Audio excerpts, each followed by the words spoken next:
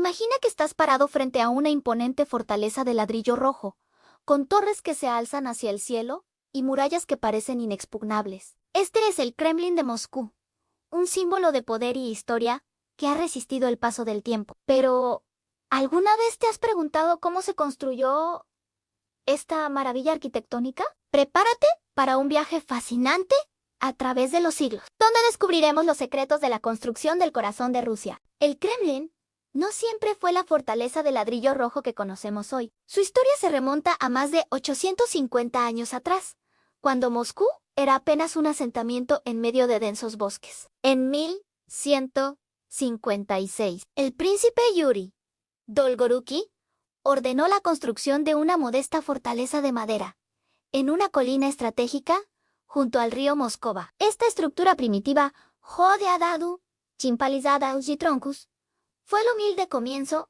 de lo que se convertiría en uno de los complejos fortificados más famosos del mundo. Imagina el ajetreo de los carpinteros y constructores de la época, trabajando arduamente para levantar esas primeras murallas de madera. El olor a pino recién cortado y el sonido de los martillos resonando en el aire, mientras se erigía la primera versión del Kremlin. Este primer Kremlin de madera sirvió como refugio y centro administrativo para la naciente ciudad de Moscú.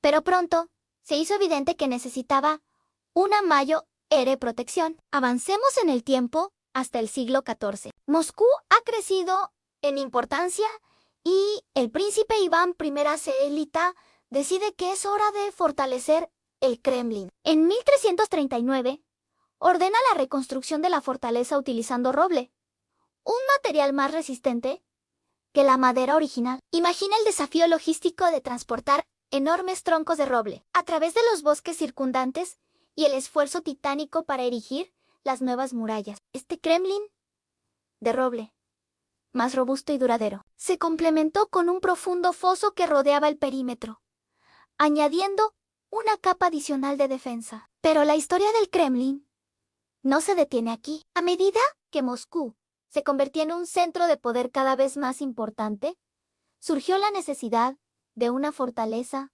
aún más imponente. En 1366, bajo el mandato de Dmitri Donskoi, se inicia una nueva fase de construcción. Esta vez, la piedra blanca se convierte en el material elegido para levantar una fortaleza más grande y resistente. Imagina las canteras de piedra caliza en plena actividad, con cientos de trabajadores extrayendo y tallando los bloques que formarían las nuevas murallas. El transporte de estas pesadas piedras hasta el sitio de construcción debió ser una hazaña de ingeniería para la época. Poco a poco, el Kremlin de piedra blanca fue tomando forma, sus muros brillando bajo el sol de Moscú, un símbolo de la creciente influencia de la ciudad. Este Kremlin de piedra blanca resistió invasiones y conflictos, pero el destino tenía reservada una transformación aún más dramática. Con la llegada al poder de Iván III, conocido como el Grande, el Kremlin estaba a punto de experimentar su metamorfosis más significativa. Entre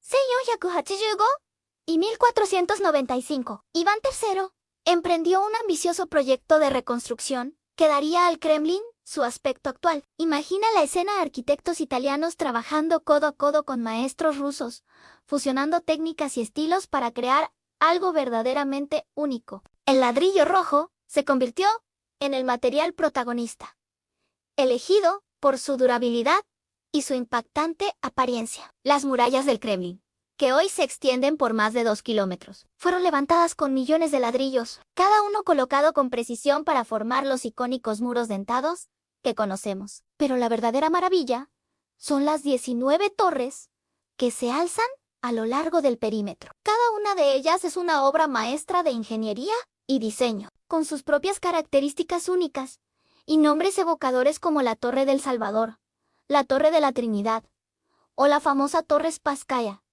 con su reloj. La construcción de estas torres fue un desafío monumental. Imagina a los obreros trabajando en andamios a gran altura, colocando cuidadosamente cada ladrillo mientras luchaban contra los vientos y las inclemencias del tiempo. Algunas de estas torres alcanzan alturas de más de 70 metros, un logro asombroso para la tecnología de construcción de la época. Pero el Kremlin no es solo murallas y torres. En su interior se erigieron magníficos palacios, catedrales y edificios administrativos. La Plaza de las Catedrales, corazón espiritual del Kremlin, vio surgir joyas arquitectónicas como la Catedral de la Dormición, la Catedral de la Anunciación y la Catedral del Arcángel Miguel. Estas estructuras, con sus cúpulas doradas y frescos elaborados, son testimonio de la habilidad de los artesanos rusos y la riqueza cultural de la época. La construcción del Kremlin no estuvo exenta de desafíos. Los constructores tuvieron que lidiar con las duras condiciones climáticas de Rusia, con inviernos que podían paralizar las obras durante meses. Además,